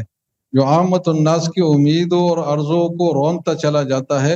اور کسی کے دل میں ذرہ برابر ٹھیس نہیں اٹھتی کہ کس مظلوم کا گھر لٹا، کس بے کس کی رہی سہی پونجی ڈوب گئی اور کس بے سہارا کا سہارا ڈھہ گیا. یہ سنگ دلانہ مزاج سودخوری کا لازمی نتیجہ ہے. ایک بار جب یہ کٹور پن پیدا ہو جائے تو ایک ایک کر کے انسانی ہمدردی، اخلاق اور اخوت کے سارے عناصر اپنی موت آپ مر جاتے ہیں. نمبر 2، سود کی دوسری بڑی قباحت یہ ہے کہ اس کے نتیجے میں ایک ایسی مکروہ قسم کی خود غرضی جنم لیتی ہے جس کے نتیجے میں انسان کا یہ مزاج بن جاتا ہے کہ وہ اپنے نفع اور اپنے کاروبار کی کامیابی سے ہی بحث رکھ کے دوسرے کے نقصان سے اس کا کوئی سروکار نہیں رہتا. مقروض کے اگر پاکے پڑ رہے ہیں یا ہون برس رہا ہے یہ سود خور کا مسئلہ ہی نہیں ہے. اس کی دلچسپی صرف اتنی ہے کہ وہ مقررہ وقت پر اپنی اصل رقم مع سود وصول کر لے، چاہے اس کے نتیجے میں کسی کو گھر کے برتن اور تن کے کپڑے ہی کیوں نہ بیچنے پڑ جائے. نمبر 3، سود کی تیسری بڑی قباحت جس سے بڑی تہذیبی خرابیاں جنم لیتی ہے وہ انسان پر مال و زر کی برتری ہے. انسان پر مال و زر کی برتری ہے، یعنی سرمایہ کا تفوق اور انسان کا تدون. مال و دولت مقصود بذات نہیں ہوتا، محض ذریعہ اور وسیلہ ہے اس انسان کی ضروریات کا. لیکن سود خوارانہ نظام میں انسان کی حیثیت ثانوی اور اس کی ضروریات کی تکمیل کا خیال اس سے بھی کمتر حیثیت اختیار کر لیتا ہے اور مال و دولت کو اولین ترجیح حاصل ہو جاتی ہے. اس کا نتیجہ یہ نکلتا ہے کہ انسان کی محنت ایک بے قیمت اور بے حیثیت شے بن کر رہ جاتی ہے اور سرمایہ ہی اصل مقصود قرار پاتا ہے. انسانی محنت کے ضیاع پر کسی کا دل نہیں دکھتا، ہاں اگر 4 پیسے ضائع ہو تو اس پر سود اور برسوں آہے برتا ہے. سود انسان کو مخدوم اور سرمایہ کو خادم بنانے کے بجائے سرمایہ کو مخدوم الممالک اور معبود بنا دیتا ہے اور انسان اس کی چوکٹ پر جب بسائی کرنے والا ایک خادم اور نیازمند بن کر رہ جاتا ہے. اب یہ بات بھی یہاں ذرا زیادہ سمجھ آپ کو نہیں آئے گی لیکن تیسرے نقطے پر جب ہم تفصیل سے پڑھیں گے تو یہ بات زیادہ واضح ہو جائے گی. نمبر 4، سودی نظام کے چکر میں پھنس کر انسان رزق حلال کی لذت کو بھول جاتا ہے. خون پسینہ بہا کر محنت کی کمائی میں جو برکت اور پاکیزگی ہوتی ہے وہ گھر بیٹھے مفت کے کھانے والے کو نصیب نہیں ہوتی. شروع میں سود خوری سے جو طبیعت ابا کرتی ہے وقت گزرنے کے ساتھ ساتھ وہ اس کی عادی ہوتی جاتی ہے اور ایک مرحلہ وہ آتا ہے کہ رزق حلال کے تصور سے اس کی طبیعت ابا کرنے لگتی ہے اور خود جانا، محنت کرنا، یہ چیزیں اس کو ایک شرم اور عار اور پتہ نہیں کیا کیا محسوس ہوتا ہے. سورہ بقرہ کے آیت نمبر 275 کی تفسیر میں مفسرین نے لکھا ہے کہ سود خور مال و زر کی محبت میں اتنا بدمست اور مدہوش ہو جاتا ہے کہ اس کے لیے مال کا واحد محرک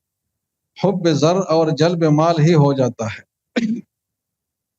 اور یہ چیز رفتہ رفتہ تمام مکارم اخلاق کو ایک ایک کر کے چاٹ جاتی ہے۔ حرص اور لالچ جن کی مذمت سے نہ صرف قرآن و حدیث بلکہ دنیا بھر کے مذاہب اور اخلاقی کتابیں بھری پڑی ہے، سود خور کے رگ و پے میں یہ چیزیں رچ بس جاتی ہیں۔ دوسروں کی جیبیں خالی کرا کے اپنے جیب بھرنا اس کے سب سے طاقتور جذبہ بن جاتا ہے۔ اکثر دیکھا گیا ہے کہ جلد یا بدیر سود خور کو قمار بازی کی لت بھی پڑ کر رہتی ہے۔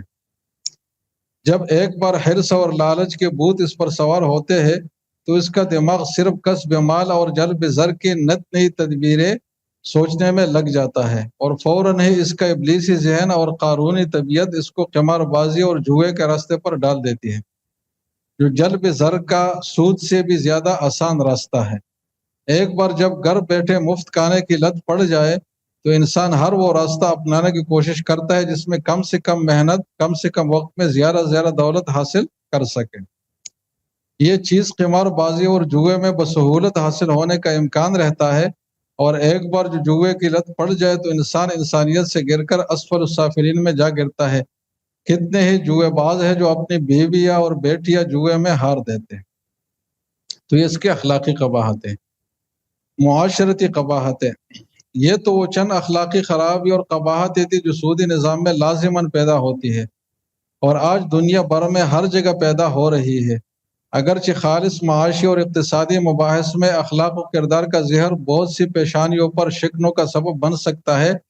لیکن اگر واقعتاً نفاذ اسلام مقصود ہے تو ہر کام کا آغاز و انجام اس کے اخلاقی نتائج کی بنیاد پر ہی ہونا چاہیے۔ ان خرابیوں کے علاوہ متعدد ایسی معاشرتی برائیاں ہیں جو سود کے نتیجے میں پورے معاشرے میں بگاڑ اور فساد کے جراثیم کو پھیلا دیتی ہیں، اور بالآخر معاشرہ اختلال کا شکار ہو کر رہ جاتا ہے۔ سطور ذیل میں چند ایسے معاشرتی مفاسد کی نشاندہی کی جا رہی ہے جو سودی نظام کے براہ راست نتیجے کے طور پر پیدا ہوتے ہیں اور ہو رہے ہیں، اور نہ صرف جدید دنیا کو بلکہ دنیا اسلام کے بڑے حصے کو اپنے لپیٹ میں لے کر تیزی سے تباہی کی طرف لے جا رہے ہیں۔ تو معاشرتی قباحتوں میں نمبر 1 ہے سود کے نتیجے میں دولت کا جو ہولناک ارتکاز ہوتا ہے، جس کی وضاحت آگے آئے گی۔ تو اس کے نتیجے میں معاشرہ 2 حصوں میں منقسم ہو جاتا ہے۔ ایک طرف تو وہ چند سودخوار ہوتے ہیں جو ملک کے 90-95% دولت کو کنٹرول کرتے ہیں اور اس کے ذریعے ملک کے تمام وسائل پر قابض ہو کر منمانیاں کرتے ہیں۔ دوسری طرف وہ کروڑوں افراد ہوتے ہیں جن کو نان شبینہ کو ترسنا پڑتا ہے۔ اس صورتحال کا لازمی نتیجہ یہ نکلتا ہے کہ ان دونوں طبقوں کے درمیان پہلے معاشرتی دوری پیدا ہوتی ہے، پھر معاشی حد بندی قائم ہوتی ہے جو ماہبی ناپسندیدگی اور نفرت کے مدارج سے گزرتی ہوئی آخر کینہ اور جنگ و جدل کے مناظر پیش کرتی ہے،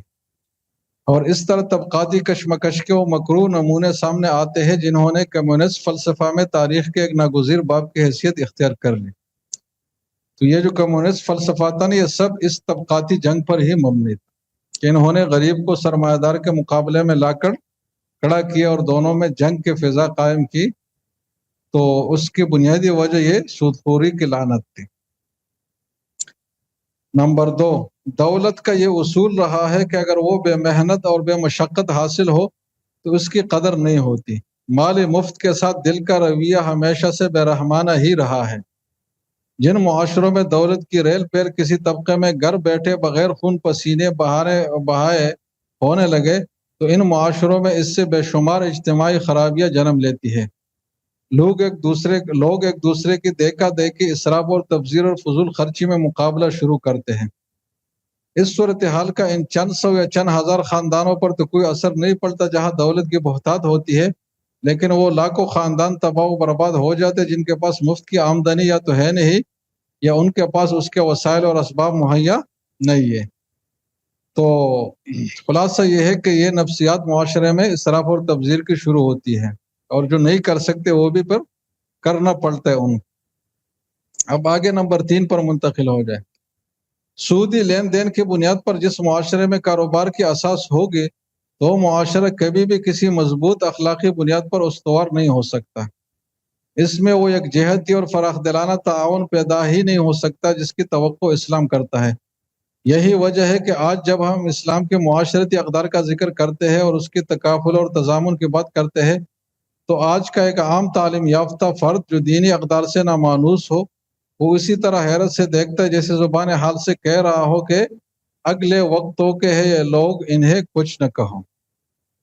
یہ چند وہ معاشرتی مفاسد تھے جو سودی نظام میں لازماً پیدا ہوتے ہیں اور رفتہ رفتہ پورے معاشرے کو گھن کی طرح اندر ہی اندر چاٹ جاتے ہیں۔ بظاہر معاشرہ اور معاشرتی ادارے پھیلتے اور پھولتے نظر آتے ہیں لیکن وہ اندر سے کھوکھلے ہو چکے ہوتے ہیں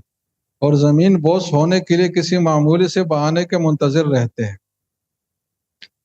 سود کے اخلاقی اور معاشرتی مفاسد پر اور بھی بہت کچھ کہا اور لکھا جا سکتا ہے لیکن سود کی قباحتوں کا اندازہ کرنے کے لیے چند اشارات کافی ہیں۔ اب آگے معاشی قباحتیں اب پڑھے اور یہ کافی فنی نوعیت کی بحث ہے۔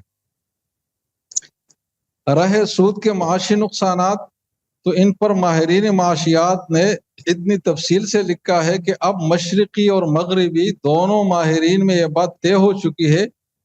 کہ سودی نظام سے خالص اقتصادی اور معاشی میدان میں جو خرابیاں پیدا ہو رہی ہے ان سے بچنے کا صرف ایک طریقہ ہے اور وہ یہ ہے کہ سود کو دنیا سے ختم کر دیا جائے۔ یعنی غیر مسلم بھی اس نتیجے پر پہنچ گئے ہیں، جو ان میں واقعی محققین ہے جو واقعی گہرائی تک پہنچے۔ دور جدید کا سب سے بڑا مغربی ماہر معاشیات جس کو اس فن میں امامت اور تجدید کا منصب حاصل ہے یعنی لارڈ کینز، وہ صاف لکھتا ہے کہ جب تک سود کو دنیا سے ختم نہیں کر دیا جائے گا بے روزگاری کا مسئلہ حل طلب رہے گا، اور یہ کہ سرمایہ دار طبقے کے استحصالی قوت کو توڑنے کا سب سے مؤثر راستہ سود کو کل عدم کر دینا ہے۔ یہ غیر مسلم فلسفی یہ بات کر رہا ہے۔ کینز اور دوسرے ماہرین معاشیات نے سود کے مفاسد اور نقصانات پر جو لکھا ہے اس کی ایک بڑی جامع تلخیص ہمارے ملک کے نامور محقق اور ماہر معاشیات پروفیسر شیخ محمود احمد مرحوم نے اپنی مختصر لیکن فاضلانہ تالیف جس کا نام ہے سود کی متبادل اساس میں دی ہے۔ ہاں تو اس نام سے بھی واقف نہیں ہے کہ اس طرح کوئی نام بھی ہے، تو انہوں نے اس کو خلاصہ کیا ہے جو معاشیین کے نقطہ نظر ہے۔ در حقیقت جب سود کو سرمایہ کاری کی اساس کے طور پر قبول کیا جائے تو وہ اتنی سمتوں سے انسان کی فلاح اور اس کی خوشحالی پر حملہ آور ہوتا ہے کہ ان کا انتہائی مختصر ذکر بھی فَأْذَنُوا بِحَرْبٍ مِّنَ اللَّهِ وَرَسُولِهِ کا مفہوم سمجھانے کے لیے کافی ہے کہ اللہ نے اتنی سخت سزا کا اعلان کیوں کیا۔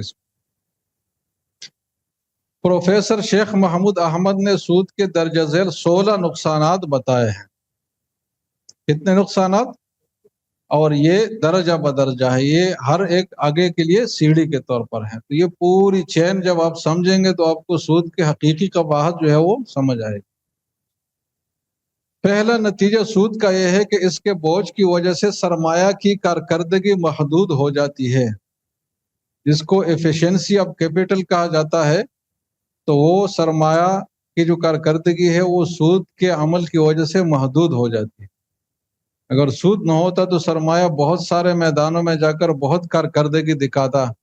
لیکن اس کے کندھے پر جب سود کا بوجھ لاد کر اس کو ڈپلائی کیا جاتا ہے مارکیٹ میں تو اس کی کارکردگی پھر بہت محدود ہو جاتی ہے، اور یہی سے خرابی کی جڑ اور بنیاد بچ جاتی۔ تعمیری عمل اتنا نہیں پھیل سکتا جتنا کہ قدرتی وسعت کے اعتبار سے اسے پھیلنا چاہیے۔ اگر سود کا بوجھ سرمایہ کے اوپر نہ ہو تو تعمیری عمل بہت زیادہ پھیلے گا اور معاشرے کے چھوٹے چھوٹے حصوں تک پہنچے گا، حتیٰ کہ بھنگی اور چمار تک بھی پہنچے گا۔ لیکن جب سود کا بوجھ ہوگا تو وہ چند لوگوں کے پاس رہے گا، باقی معاشرہ اس سے محروم ہوگا۔ یہ نقطہ جس قدر اہم ہے تو اس قدر متفق علیہ بھی ہے، یعنی کسی مسلمان کی بات نہیں ہے کہ اس نے اپنے مذہبی جذبات میں آ کر یہ بات کی، اس پر تمام غیر مسلم مفکرین متفق ہے کہ سود سے جو ایفیکٹونیس ہے سرمایہ کا وہ یقیناً متاثر ہوتا ہے۔ تو یہ متفق علیہ ہے۔ اہمیت اس کی یہ ہے کہ سود کے تمام استحصالی مظاہر، یعنی یہ متفق علیہ بھی ہے اور اہم بھی ہے۔ تو متفق علیہ کی بات تو آ گئی، اہمیت کیوں ہے اس نقطے کی؟ اس کی اہمیت یہ ہے کہ سود کے تمام استحصالی مظاہر اس نقطے سے اس طرح نمودار ہوتے ہیں جیسے شاخوں سے پتے نکلتے ہیں۔ تو باقی جو نتائج ہیں نا وہ بہت بعد میں نظر آتے، لیکن اس کی جڑ یہاں سے شروع ہوئی ہوتی۔ جہاں تک متفق علیہ ہونے کا تعلق ہے تو راقم الحروف کے علم کی حد تک کوئی بھی ماہر معاشیات ایسا نہیں ہے جس نے شرح سود اور سرمایہ کے صلاحیت کار کے درمیان منفی تعلق کو تسلیم نہ کیا ہو۔ یعنی انٹرسٹ اور کیپٹل ایفیشنسی میں نیگیٹو ریلیشن ہے کہ جب یہ ہوگا تو وہ کم ہوگا، یہ جتنا زیادہ ہوگا تو اتنا ہی کم ہوگا۔ اس پر تمام ماہرین معاشیات کا اتفاق ہے۔ ہاں یہ بحث تو ملتی ہے کہ سرمایہ کی کارکردگی پر اثر اندازی کی لچک اکائی کے برابر ہے یا کم، لیکن یہ کسی نے بھی نہیں کہا کہ شرح سود سرمایہ کی کارکردگی پر منفی اثر نہیں ڈالتی۔ کوئی ایک بھی ماہر معاشیات دنیا میں ایسا نہیں ہے۔ اس منفی اثر کا نتیجہ یہ ہے کہ بہت سے قدرتی وسائل کی تسخیر رک جاتی ہے، کیونکہ چابی ہے نا، جیسے میں نے کہا کہ محرک ہے، اس میں خود تو کمال نہیں ہے، بجلی کی طرح ہے کہ خود کوئی چیز نہیں ہے لیکن ساری مشینری اسی سے چلتی ہے۔ تو جب اس محرک کو آپ نے محدود کر لیا نا، تو جہاں ساری حرکت ہے وہ سب کے سب کم سے کم ہوتی جائے گا، اور جتنا آگے جائے گا تو وہ عدم حرکت کا پہلو اتنا ہی بڑھتا جائے گا۔ یعنی یہاں 1 روپے کو اگر آپ موبلائز کرتے تو اس سے ادھر اتنا بڑا میدان آباد ہو سکتا تھا، لیکن اس کی آپ ایکٹیویٹی آپ نے ادھر سے روک لی تو ادھر سے اتنا بڑا نقصان اس کا دور جا کے نظر آئے گا۔ تو اس کا نتیجہ یہ ہے کہ بہت سے قدرتی وسائل کی تسخیر رک جاتی ہے، بالخصوص چھوٹے کام جن میں سود کا بوجھ اٹھانے کی سکت کم ہوتی ہے، تو وہ کام یا تو شروع ہی نہیں کیا جا سکتے یا شروع کرنے کے بعد نقصان اٹھا کر چھوڑنے پڑتے ہیں۔ اب آپ بتائیں کہ معاشرے کی 90% آبادی تو وہی ہے نا جو چھوٹے کام ہی کر سکتی ہے نا، جس سے وہ اپنا گھر کا چولہا جلا سکتی ہے، گزارا کر سکتی ہے، لیکن یہ 90% افراد کام شروع ہی نہیں کر سکتے۔ کیوں نہیں کر سکتے؟ اس سودی بوجھ کی وجہ سے، کیونکہ ان کو یہ رسک برداشت نہیں ہوتا کہ ہم ایسا سرمایہ لے جس کی اصل بھی واپس کرنا ضروری ہو اور اس پر ایک متعین نفع بھی واپس کرنا ضروری ہو۔ اگر ہم واپس نہ کریں تو ہمارے بیوی بچوں کو بھی کوئی لے جا سکتا۔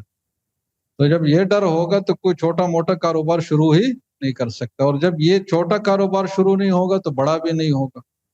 کیونکہ چھوٹے سے تو بڑا بنتا ہے نا۔ کراچی کے جتنے میمن ہیں یہ سب ریڑھی سے انہوں نے شروع کیا ہے۔ آج ہم نے ایک استفتاء پڑھا کہ کاروبار تھا جو بہت ہی کمزور تھا اور پتہ نہیں ابتدا میں خسارے میں، ابھی چند ساتھ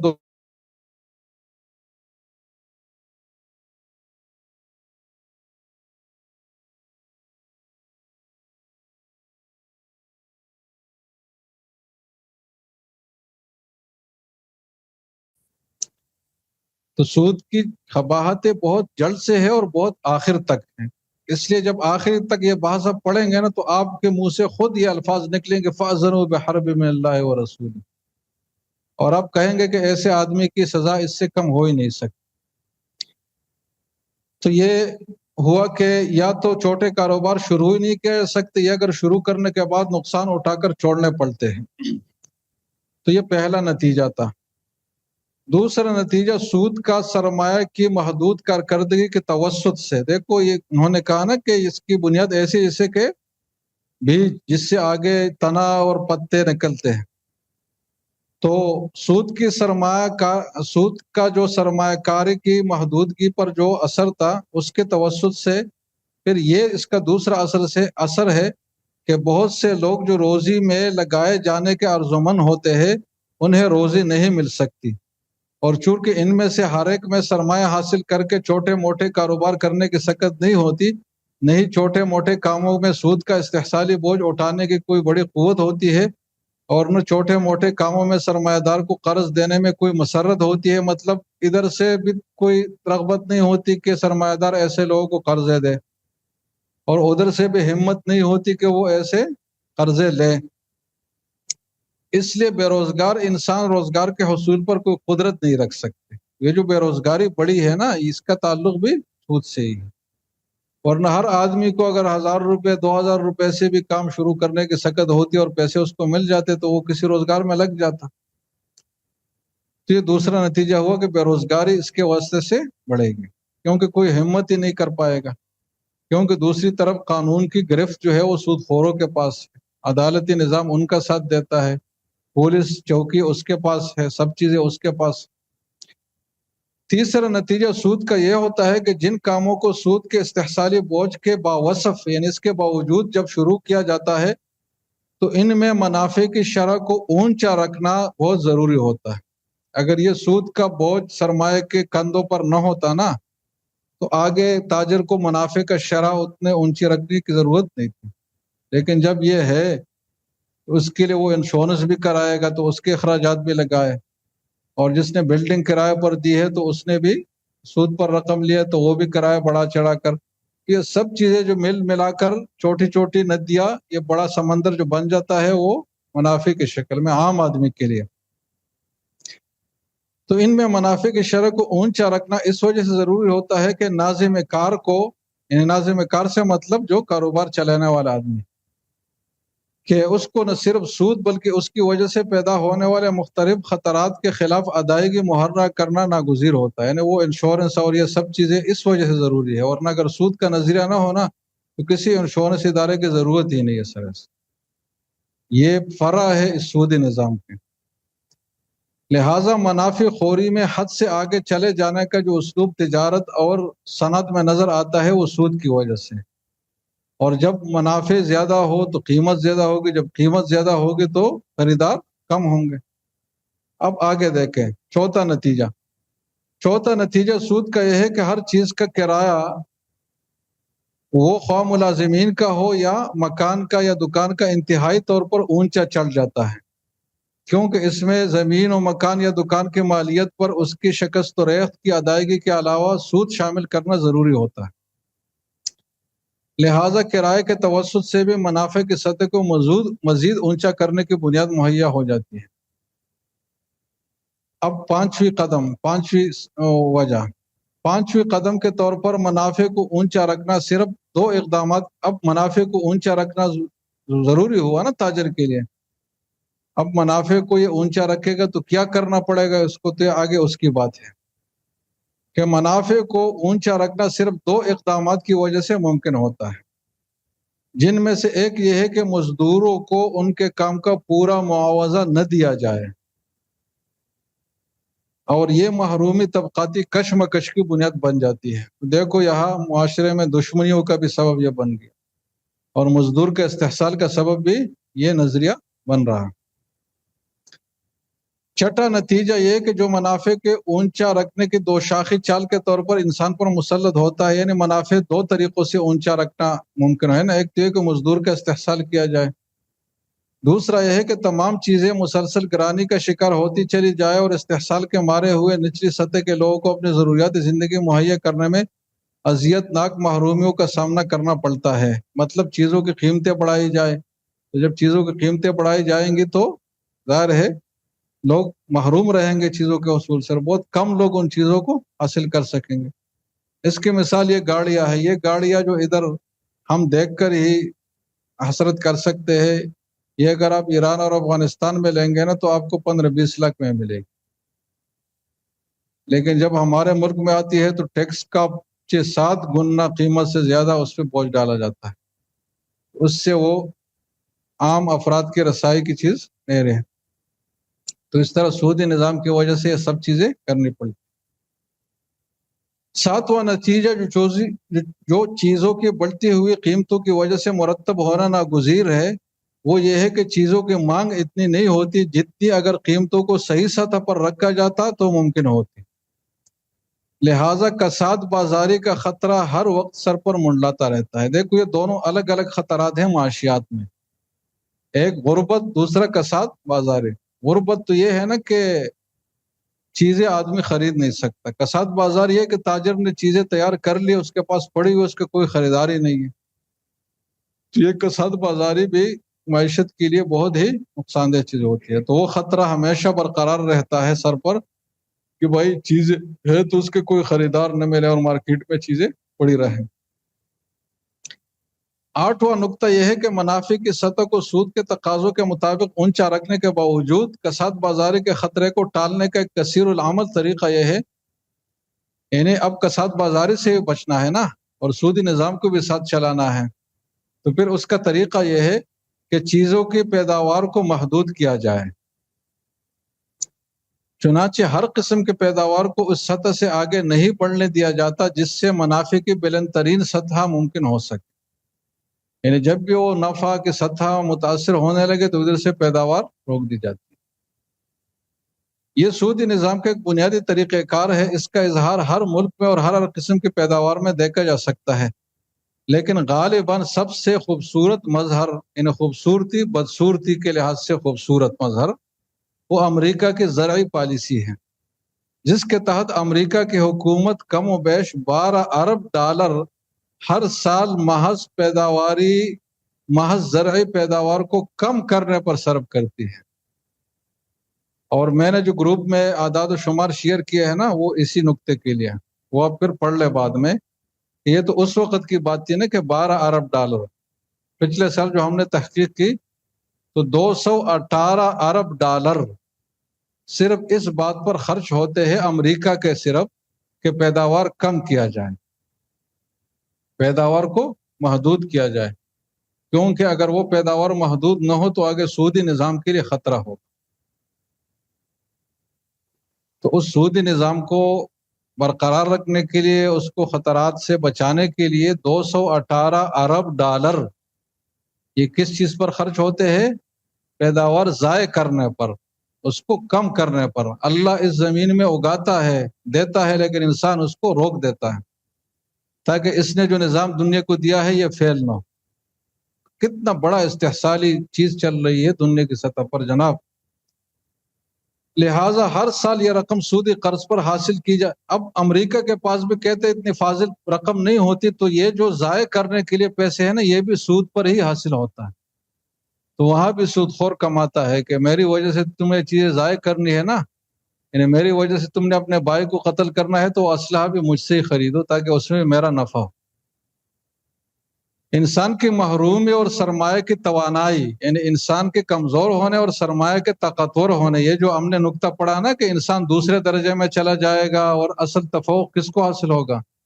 وہ یہی تو ہے نا،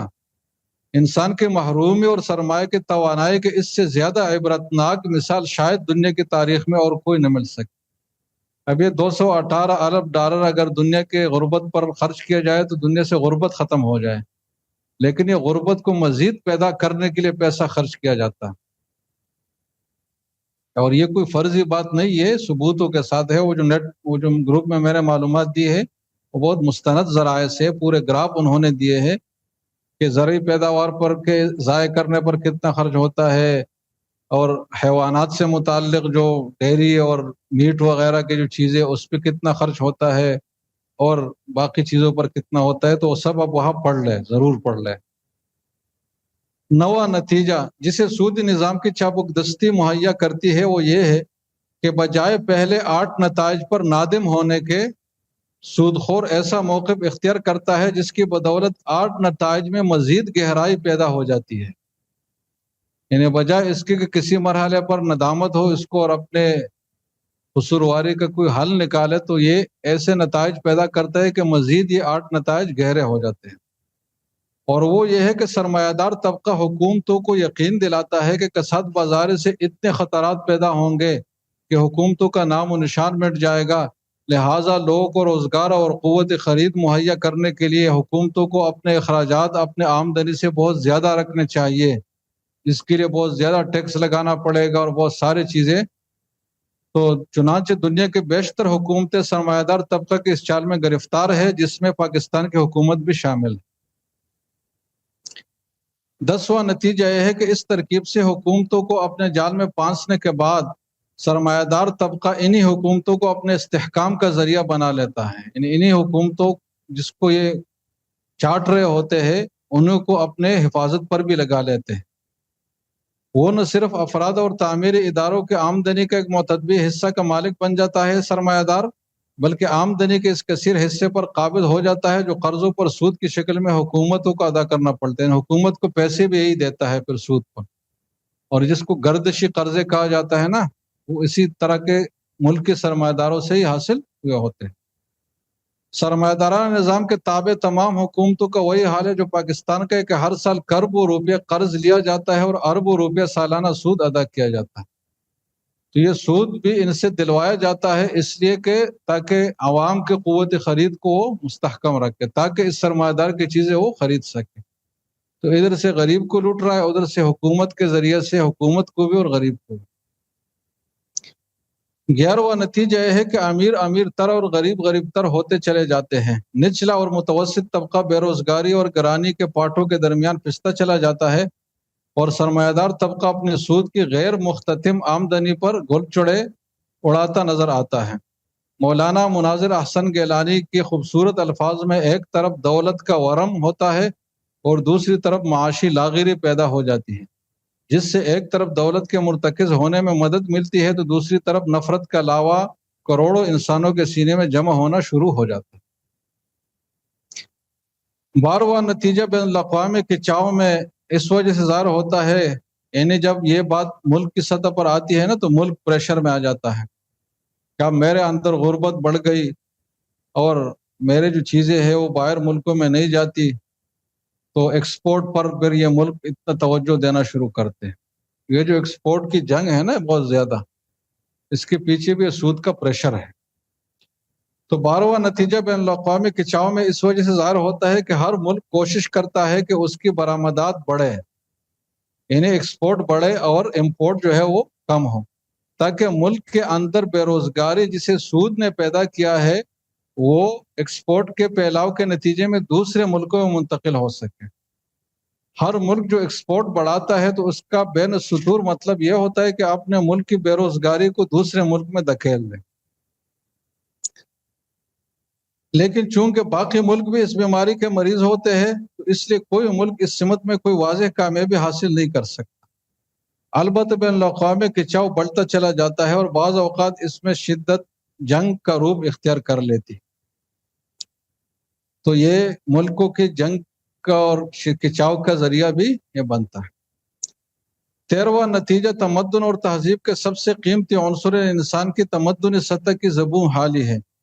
سود نام ہی ہے اس بات کا کہ روپے کو انسان پر تفوق دیا جائے، فوقیت دی جائے،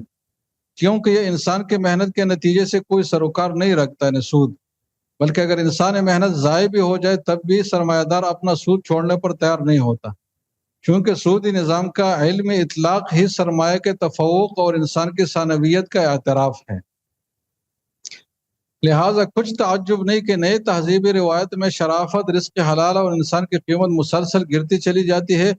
اور دوسری طرف لالچ، حرص اور لوٹ کا سوٹ سب سے مؤثر اور توانا جذبے بن جاتے ہیں۔ 14واں نتیجہ سود کا وہ ہے جس کے قرآن کی زبان میں ہے یتخبطہ الشیطان من المس کہا گیا۔ سرمایہ دارانہ نظام سے تعلق رکھنے والے تمام ماہرین معاشیات آج حیران ہیں کہ ان بیماریوں کا کیا علاج کریں، لیکن باوجود علم کی دسترس کے سود کے نتائج کو دور کرنا سود کو دور کیے بغیر ممکن نظر نہیں آتا۔ یعنی یہ ممکن نہیں ہے کہ سود باقی رہے لیکن اس کے منفی نتائج کو اب کسی طرح کنٹرول کرے، یہ ممکن نہیں ہے۔ اور چونکہ سود کو دور کرنا انہیں قابل قبول نہیں ہے اس لیے ٹوکرے کاتے چلے جاتے ہیں۔ یتخبطہ الشیطان من المس کا مطلب یہ ہے۔ چنانچہ مثال کے طور پر بے روزگاری اور گرانی کا علاج کرنے بلکہ سوچ سکنے سے بھی قاصر ہیں۔ وہ اس وجہ سے کہ ان کے پاس بے روزگاری کے جتنے علاج ہیں وہ گرانی بڑھانے والے ہیں، اور گرانی دور کرنے کے لیے جتنے علاج ہیں وہ بے روزگاری بڑھانے والے ہیں۔ ادھر سے سدھارتے ہیں تو ادھر سے بگاڑ پیدا ہوتا ہے۔ مطلب اگر بے روزگاری کا علاج ہے تو اس کے لیے پیسے لینے پڑتے ہیں، وہ پیسہ سود پر لینا پڑتا ہے، سود پر لینے سے پھر مہنگائی بڑھتی ہے، تو بے روزگاری کے علاج میں مہنگائی کرنی پڑتی ہے۔ اگر مہنگائی کو آپ کم کریں گے تو پھر بے روزگاری بڑھ جاتی، کیونکہ پیسہ نہیں ہوگا تو کام ہی نہیں بنے گا۔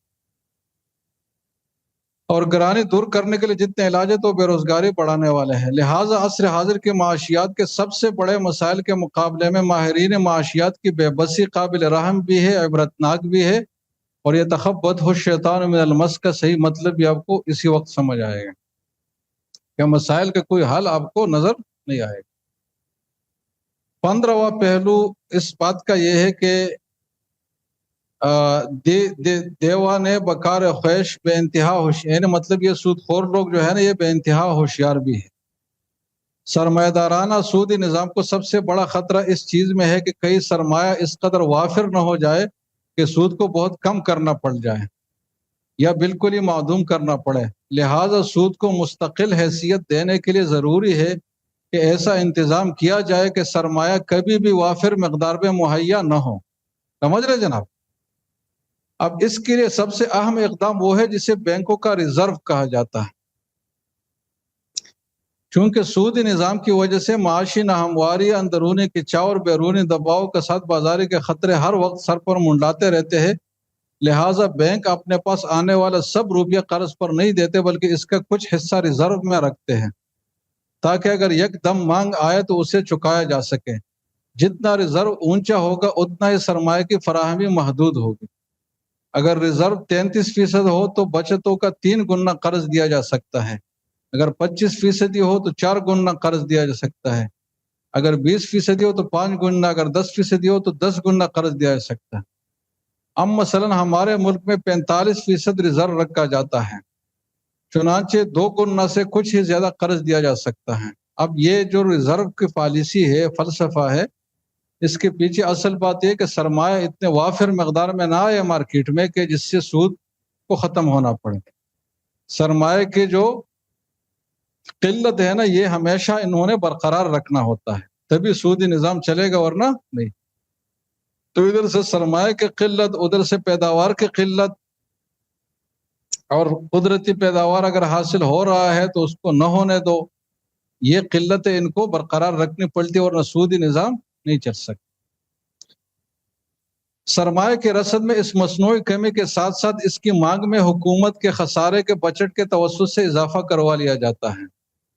یعنی ایک طرف سرمایہ میں کمی، دوسرے سرمایہ کے مانگ میں اضافے کے لیے خسارے کے بجٹ جس میں مزید پیسے کی ضرورت پڑے تو یہ مزید پیسہ پیش کرے سود پر تاکہ سود کی سطح مستحکم رہے۔ سرمایہ کی مصنوعی قلت پیدا کرنے کا سب سے اہم طریقہ یہ ہے کہ بڑے پیمانے کی بچتیں سودی نظام میں جمع نہ ہو سکے۔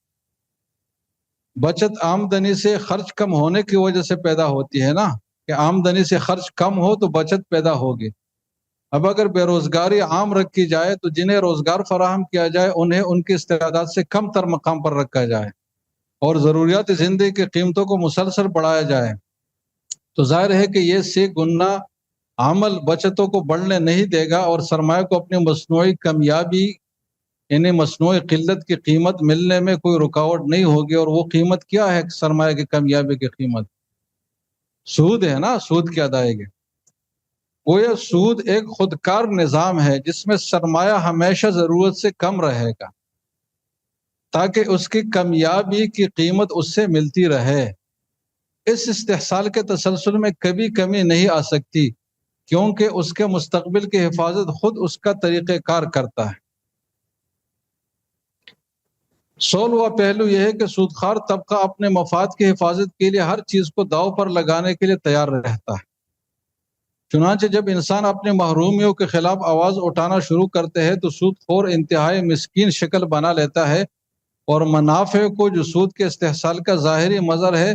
تمام معاشی برائیوں کے جڑ کے طور پر آگے پیش کرتا ہے۔ یعنی وہ پھر آگے یہ دعویٰ رکھتا ہے کہ یہ جو مہنگائی جو کچھ ہوا نا یہ کمیونزم کی طرف اب جا رہے ہیں، کہ انہوں نے جو دعویٰ رکھا وہ ہے کہ جو کچھ ہو رہا ہے اس وجہ سے کہ لوگوں کو زمین کے کرائے مل رہے ہیں، لوگوں کو زمین کے مزارات کے حصے مل رہے ہیں اور بڑے بڑے جاگیردار ہیں جنہوں نے زمینیں قبضے میں لی ہے تو وہ لوگوں کو استحصال کر رہے ہیں، لہٰذا زمین اور جتنے بھی عامل پیداوار ہے یہ خرابی ساری اسی کی ہے، تو اس پر یہ ساری خرابی ڈال دیتے ہیں اور خود سود جو سرمایہ کا سود ہے نا وہاں بھی اپنے آپ کو بچا لیتا ہے۔ نتیجہ یہ ہے کہ سرمایہ داری کے خلاف رد عمل بجائے سود کے خلاف مؤثر اقدام کرنے کے سوشلزم کی راہ اختیار کرتا ہے۔ جس میں جو جائز منافع ہے نا زمین کا کرایہ وغیرہ، اس منافع کو ختم کرنے کے لیے ہر قسم کی ذاتی جائیداد ختم کر دی جاتی ہے، اور تمام چیزیں بشمول زمین، مکان، دکان، کارخانہ وغیرہ قومیہ لی جاتی ہے۔ لیکن لطیفہ یہ ہے کہ اصل چور کو وہاں بھی کوئی نہیں پکڑتا۔ بینک میں رکھی ہوئی رقم نہ تو قومیائی جاتی ہے، نہ اس پر سود کی ادائیگی بند ہوتی ہے، سوائے چین کے کہ وہاں ڈپازٹ پر سود کی ادائیگی کی شرح گرا کر 0.5% کے قریب رکھی گئی ہے۔ روس میں آج بھی ایسے لوگ موجود ہیں جو لاکھوں روبل بینکوں میں جمع رکھتے ہیں، ان پر سود حاصل کرتے ہیں، حالانکہ وہاں اشتراکیت کا نظام ہے، لیکن سود وہاں بھی توانا طریقے سے فعال ہے، اور سود کی شرح بھی معقول ہے روس میں، اور ابتدائی دور میں تو شرح سود مغرب کی سطح سے بھی خاصا زیادہ تھی۔ جب یہ انقلاب ابتدا میں ہوا تو اس کا سب سے زد سود پر ہی پڑنا چاہیے تھا، لیکن سب سے قوت اسی کو حاصل ہوئی ان کے نظام کے نتیجے میں۔ ایک فقرے میں صورتحال یہ ہے کہ قصور سرمایہ کرتا ہے اور سزا نفع کی تعدیم کے توسط سے سب انسانوں کو ملتی ہے، اور جو چند لوگوں کا نفع ہے نا سود کی شکل میں، معاشرے پر دولت کا قابض ہونا، وہ بہرحال برقرار رہتا ہے، اور وہ ہر قسم تو گویا سود محروم یا براہ راست پیدا کرتا ہے، اور سرمایہ خود اس لیے محفوظ رہتا ہے اس کے پاس بچتوں والی دلیل کا وہ صدری نسخہ ہے جس کا توڑ سوائے اسلام کے اور کسی کے پاس نہیں۔ بچتوں والے نظریے وہ ہے جو ابھی میں نے آپ کو پیش کیے، ویٹنگ تھیوری اور time value of money, time value of money, اور اس طریقے سے کنزمپشن اور پروڈکٹ، تو وہ تھیوریا ہے کہ ہم قربانی دے رہے ہیں لہٰذا ہمیں اپنے سرمایہ پر ایکسس، تو وہ صدری نسخہ لوگوں نے تسلیم کیا کہ واقعی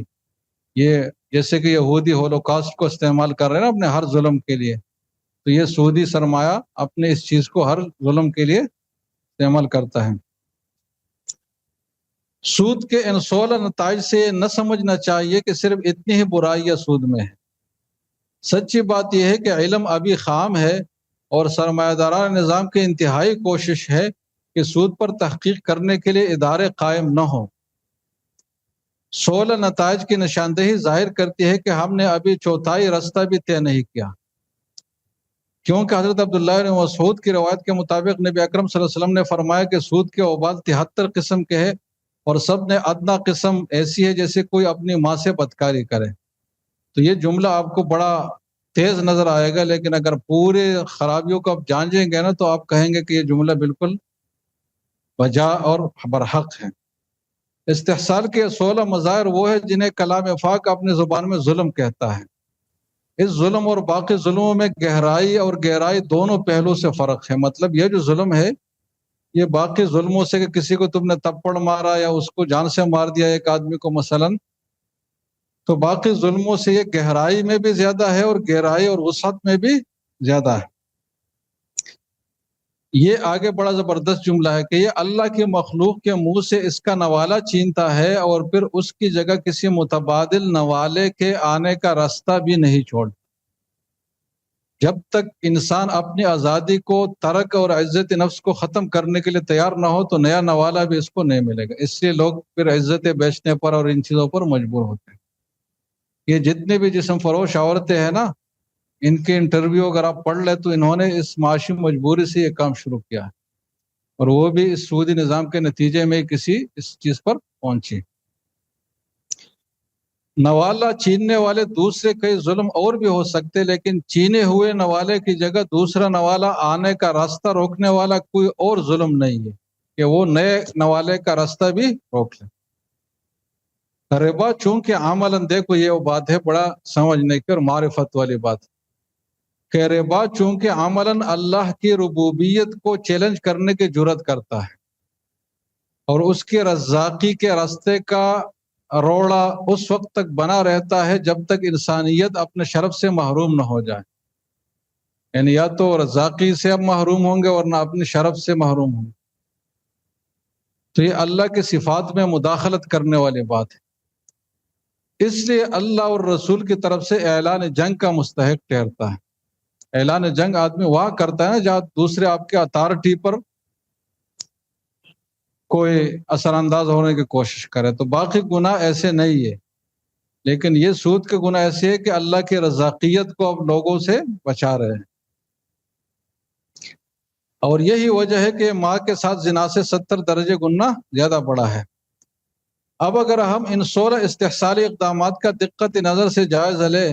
تو ہمیں نظر آتا ہے کہ ان سب کا آپس میں تدریجی ربط ہے۔ یہ وہ نقطے کی بات ہے۔